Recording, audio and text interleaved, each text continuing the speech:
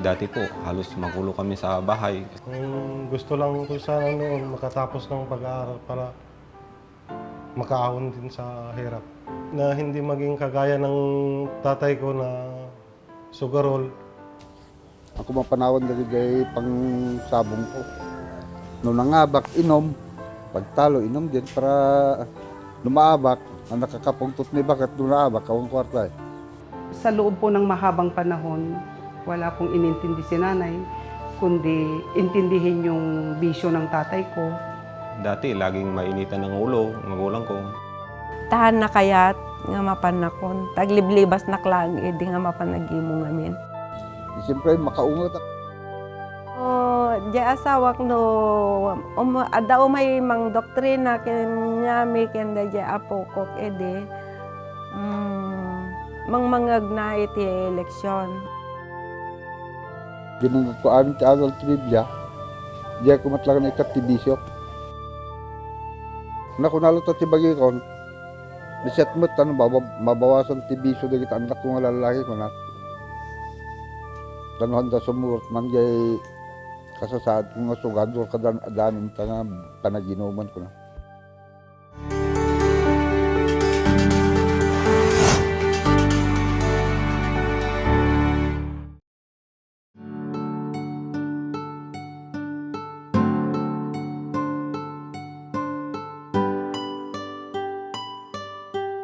Mahirap lamang po ang aming pamumuhay sa aming probinsya, magsasaka lamang po ang aming mga magulang. Nakita ko po ang paghihirap nila, sakripisyo nila upang maitaguyod po ang pangangailangan namin sa araw-araw.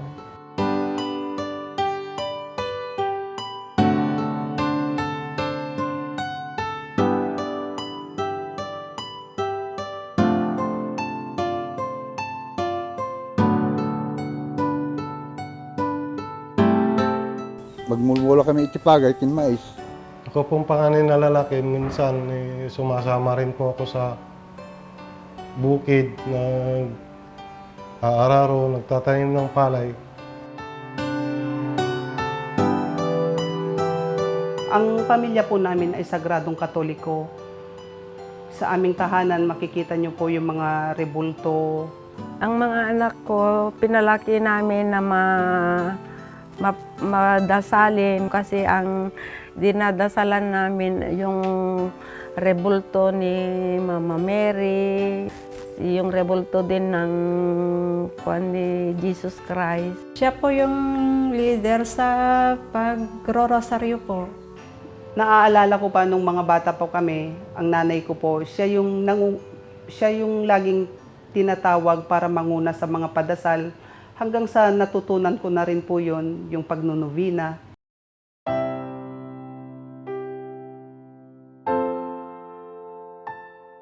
Pagka nagsisimba ako, dinadaanan ako ng pare tuwing linggo.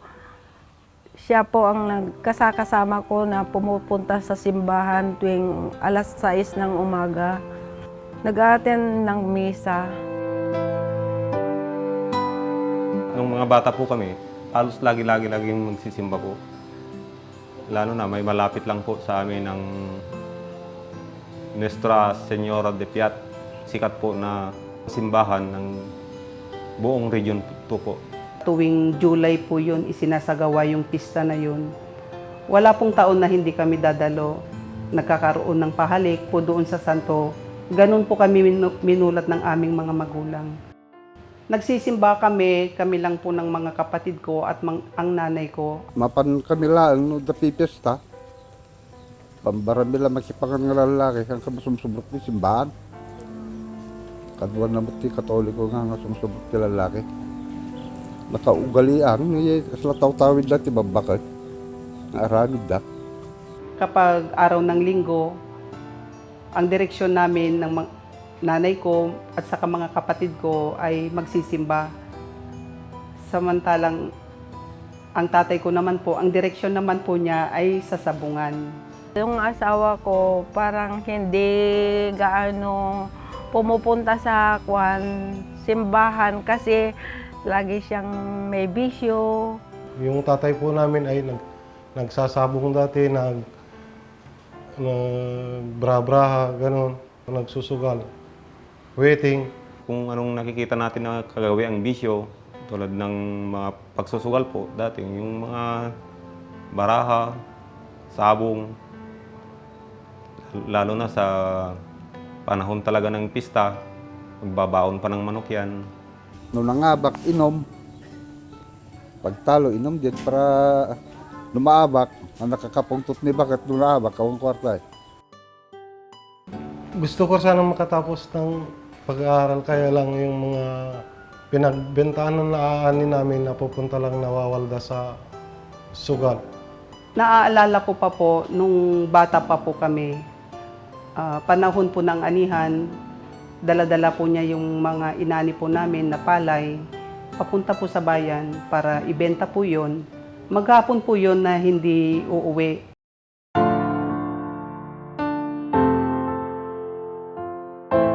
Pag-uwi niya po ng bahay, wala po siyang dala-dalang kahit anuman, kahit tinapay man lang o anumang mga pagkain, dala na lang po niya ay sako. Yun pala na ipatalo po niya sa sabong po yung perang pinagbentahan po ng ani namin. Panpanunutan mi mat na no mabalbalin ko mamot iso na kat ag han nga agsugar kin agbisyo ta ngamin idikot narigat palang narigat mati biag. Parang pahirap lang po ng pahirap kasi may mga lupa dati na may nawala dahil sa pagsusugal po. Kahit di man sudang nga mapaadal, ng gapot itibisyo, handa na kapag tupos na iti anak ko. Nagkalis mo ni Russell, o Raymond Cecil, Jerry, nagkalis dami na kita. Yung babaan tibisyo, nagsasardong dat, awan ti panggastos ko kanya dan.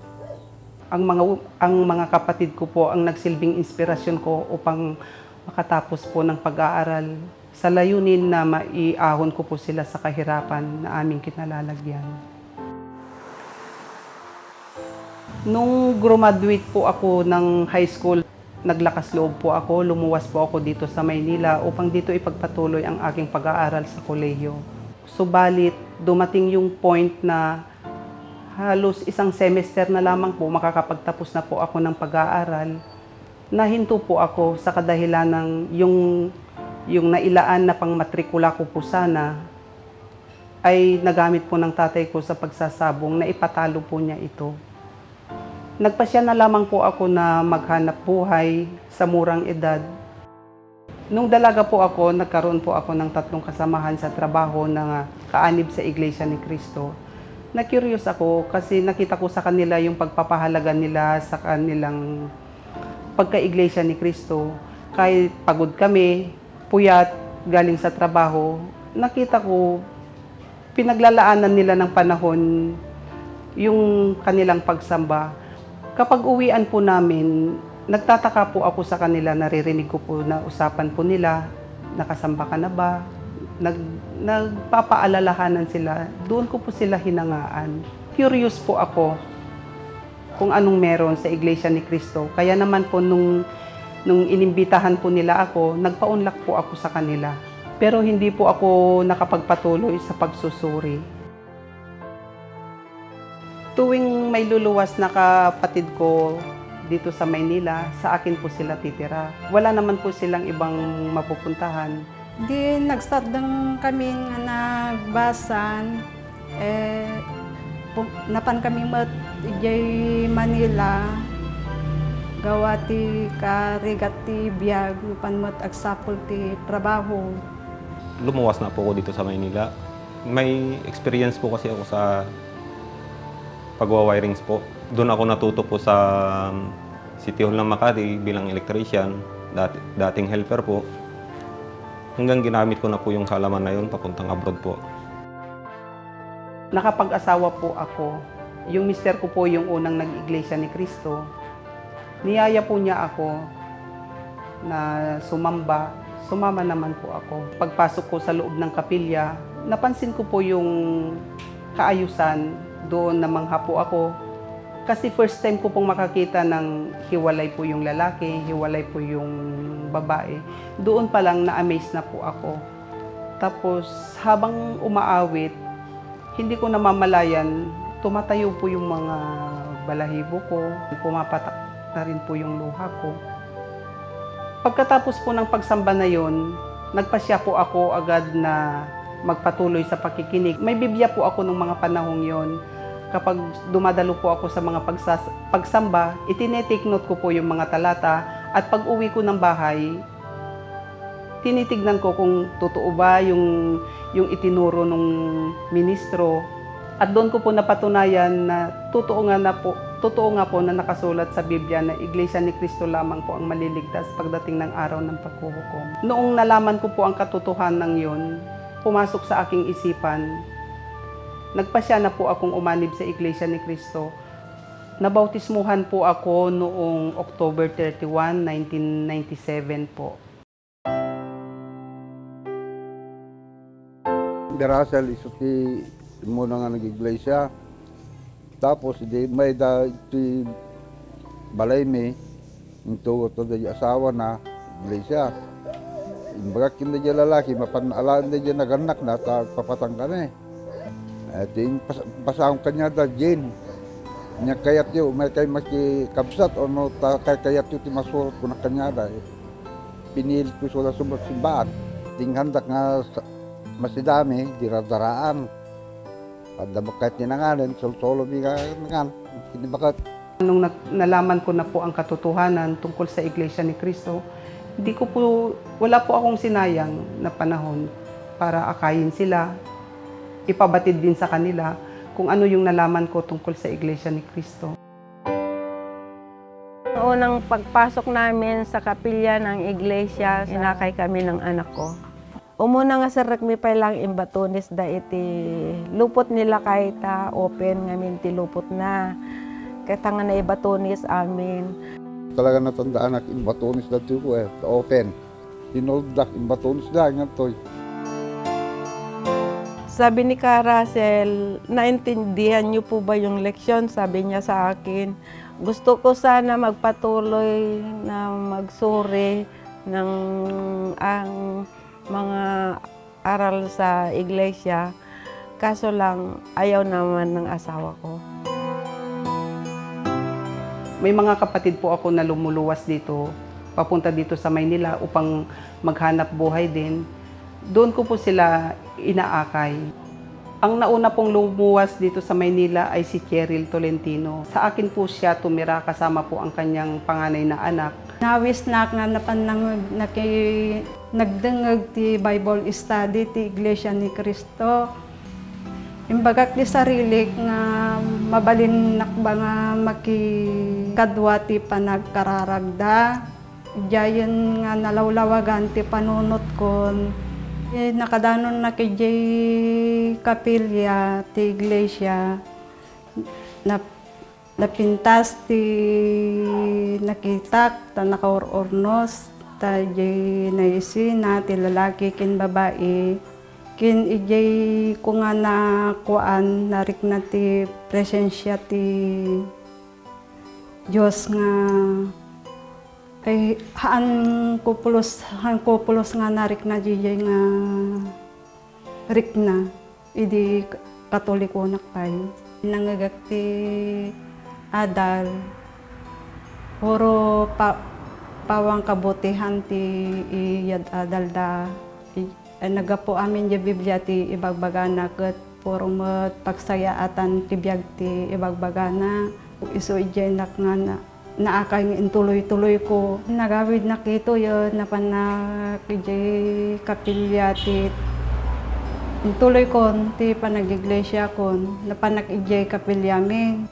Hindi nabalitakan ni Cheryl, ang-iglesia isuna, pinalayos ko ti balay. Nakayat nga, ibaga na nga nakayat nga kabalay ti iglesia, iso di pinagtalaw na kami. Kaya di nga kwa, lumipat kami iti balay. Nagkubo-kubo kami. Ibaga da kinyak nga, ti pagka-iglesia ni Cristo, adaba nagbaliwan ti panagbiag mo. Kunada, tata nag-iglesia ni Cristo kan, bumanang kan, masenso kan, kadin kunada.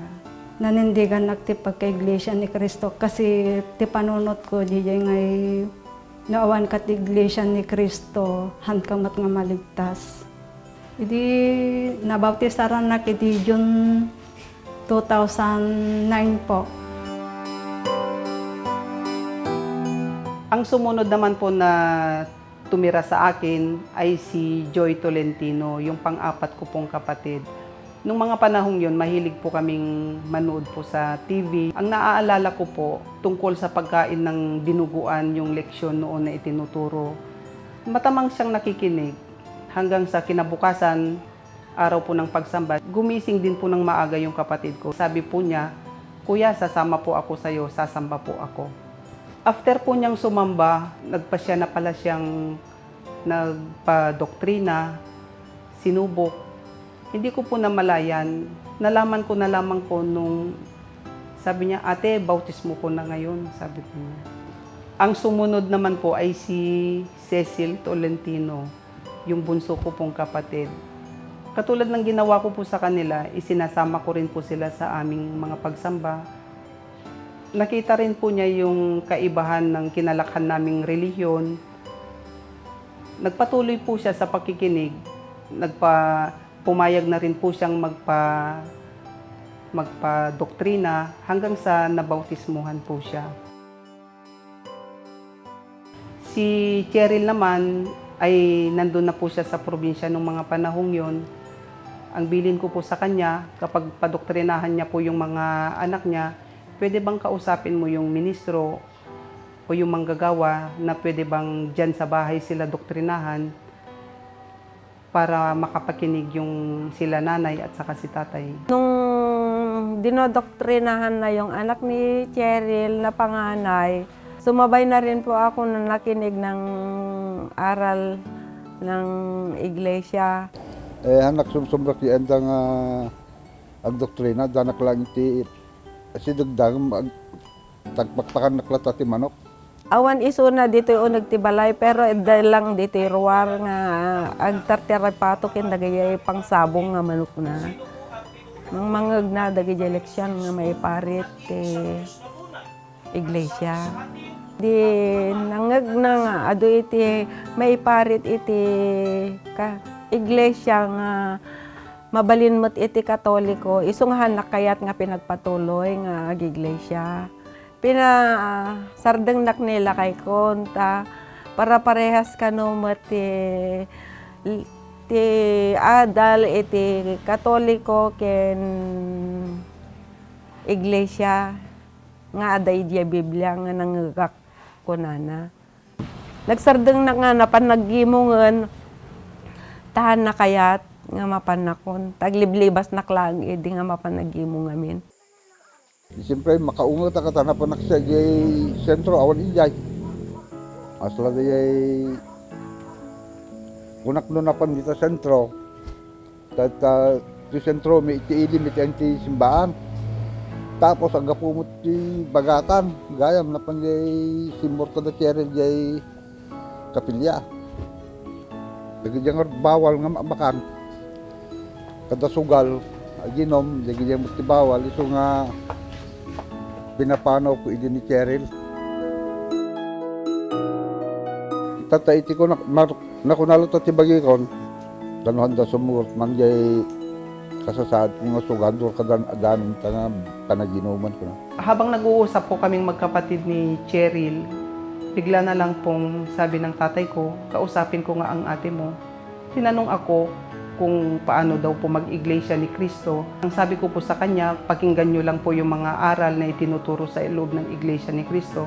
Nasa sa inyo po yun kung magpapatuloy po kayo o hindi. Kaasya na po, nagbalbali mo ulat ti panunot ko, dinagkuan ti adal ti Biblia. Nagsabay kami nga nagdoktrina, ken nagsabay kami motan nga nabautismuhan iti asawak ni Julie. Nabautismo man kami da kami nagasawa iti 2014, April. Pag uwi ko, iglesia na yung magulang ko. Meron dinodoktrinahan na mga kapatid din sa aming bahay. Inimbitahan din po ako ng nanay ko na makinig sa ministro. Maganda yung mga paliwanag ng ministro. Ibinabasa na galing sa Biblia. Kaya po akong sumama na mag-iglesia.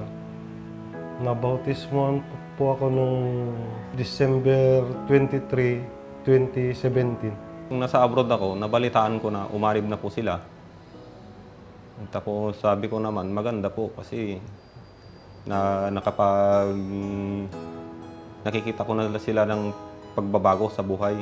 Kaya pag uwi ko, nung inimbitahan po ko, hindi na po ako nagdalawang isip na sumama. Nabautismuhan po ako nung December 23, 2017 po. Ang isa sa mga aral na tinuturo ng ministro ay yung bawal magsamba sa Diyos-Diyosan, yung rebulto at saka mag-sign of the cross. Nung narinig ko po yung aral na nakapagpasyan ko na napag-aralan ko na maling-mali talaga. Lalo na't gawa lang din ng kapwa natin tao, yung mahiling gumagawa pa ng mga cross. Yung mga kalpintero din po lang gumagawa, tinayo lang, titirikan na po ng kandila. Para saan pa po yun? Katoliko pa lang kami. Akala ko po, yun ang totoo, yun ay may kabuluhan, pero hindi po pala. Kaya naman, nahanap po namin ang tamang relihiyon na ito nga po ay ang Iglesia ni Cristo po. Nagkaroon ng kabuluhan ang aming paglilingkod. Si tatay, itinakwil na niya ang kanyang mga bisyo, hindi na po siya nagsusugal, hindi na rin po siya pumupunta sa mga inuman. Sa tingin ko po, napakalaking tulong po yun kasi si nanay nagkaroon ng kapanatagan, kapayapaan. Kadati Iglesia ni Cristo na kon kaya pati biyag min. Di nangnud ko dagi di adal nga bawal iti agsugal. Talaga kami dire inikat ko nga biso data galyara kat agbrahan. Thankful na kin Ate Russell, maging daan para maging Iglesia ni Cristo kami. Nagpapasalamat din po ako kay ate ko. Nalaman po namin yung totoong kaligtasan, totoong relihiyon. Naragsakak ata na giya na kami ni Russell itinapintas nga relihiyon nga iso iting kami sursurutan ita. Magyaman nak makadagit anak ko tayo so dati muna nga nakasunod sa iglesia. Tapno kasta, so dati sila nang lawlaw ti kapampanunutan ni timbakit. Itatata na iglesia kami kasla dagiti pagbanbanugan mi kasla ada iti napintas nga pagbanagan da.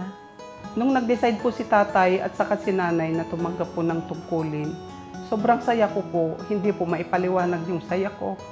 Wala pong mag-aakala na yung dating isang lasinggero, sabungero ay mag-i-iglesia ni Cristo po. At ngayon po ay masiglang tumutupad ng tungkulin sa loob ng iglesia ni Cristo. Yung hangad ko dati na matulungan sila sa buhay na ito, higit pa doon yung naitulong ko sa kanila kasi naakay ko po sila sa tunay na pagre-relihiyon. Kasama ko po sila sa loob ng Iglesia ni Cristo.